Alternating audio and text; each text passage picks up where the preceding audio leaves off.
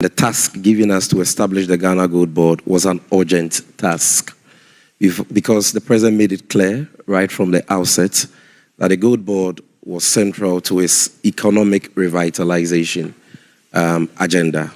As you may be aware, Ghana in recent time has gone through severe economic crisis that has affected the country's,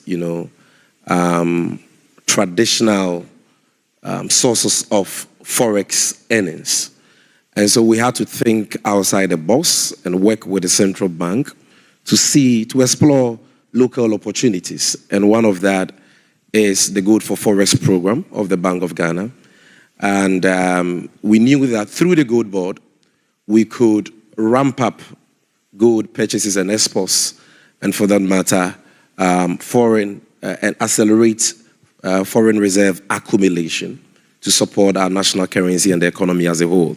So we didn't sleep.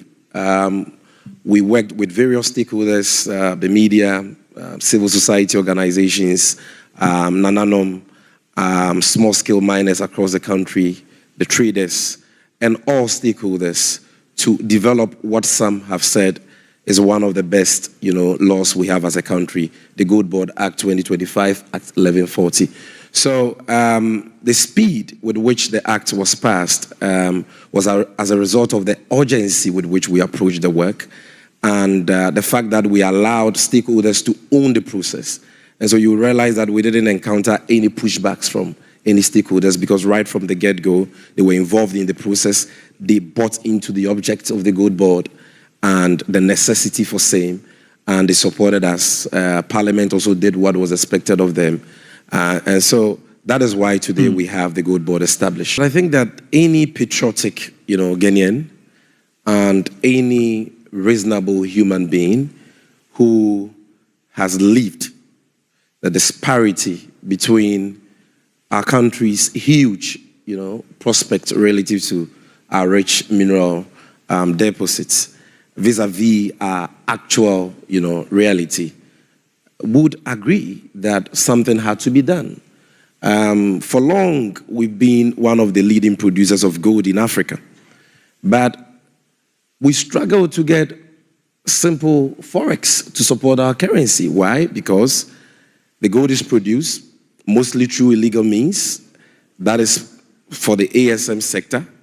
And then you have illegal unlicensed entities who are not regulated by any central government agencies, buying the gold and smuggling the chunk of the gold through Togo, Cote d'Ivoire, to Dubai, India, and so on and so forth. So that is what has been going on. The gold we are getting today didn't fall from the skies. And it's not because we've seen any significant acceleration in mining. This gold has always been here, but we've been losing this gold to smuggling. And when gold is smuggled, the forex doesn't come back.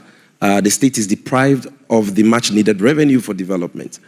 And so all the patriotic, Ghanaians we engage in the various civil society organizations saw Gold Board as an imperative, an urgent imperative to stop this mess and ensure that we have one central agency, okay, unlike the previous situation where we had multiple state agencies buying gold with no one regulating the trading of gold and, smugglers taking advantage of that chaotic situation.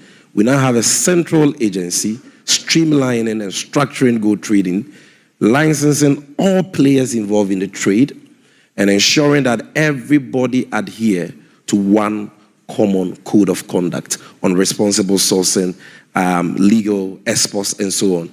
And this ensures that we are able to get the forex associated with the gold we buy and the revenue that we desperately need. We find the fight against smuggling, and we are mopping up the gold which is being produced by the ASM sector already, but which we're losing to, smuggling.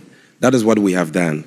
And we have succeeded in doing this because of the effective aggregation system we have deployed across the country. Because hitherto, there was no such system.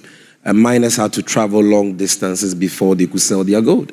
And if you make it difficult for miners to sell their gold, then they will give the gold to whoever gives them money, whether or not they are licensed or whether or not they are smugglers. Also, the Bank of Ghana has increased its capital injections for its gold purchase program. And that has enhanced our capacity to be able to mop up, all gold produced by the small scale, sector. And bear in mind, we are even here to draw down on our budget allocation of CD equivalent to $79 million. When we do that sometime this month of June, we will be in a better position to even mop up more gold in conjunction with the Bank of Ghana. Our pricing is very fair and transparent. Every day we publish the local price of gold, and it is pegged to the world market, and it is a very fluid system. We keep updating it as and when the world market price changes significantly. One other thing that has helped is a decision by the President to scrap the 1.5% withholding tax on dowry in the 2025 budget statement read sometime in March. The scrapping of that tax has helped the fight against smuggling, because that tax, we believe, was a major incentive for smuggling. So that is one. Our fair and transparent pricing system has also helped. And more importantly, the effective aggregation networks we have in all mining regions and towns, where the gold board is now closer to the miner, has helped us to mop up all this. And, no matter what you do, you need to strengthen enforcement and punishment for those who go against the law to serve as a deterrence. And that is what we have done. Those who were arrested for engaging in illegal gold purchases and smuggling before the 30th April ultimatum have been deported to their countries. But anyone arrested for engaging in illegal gold purchasing or smuggling after the 30th April deadline is not going to be deported. We are going to prosecute them and secure conviction so that the deterrence factor is there, for us to curb this menace once and for all.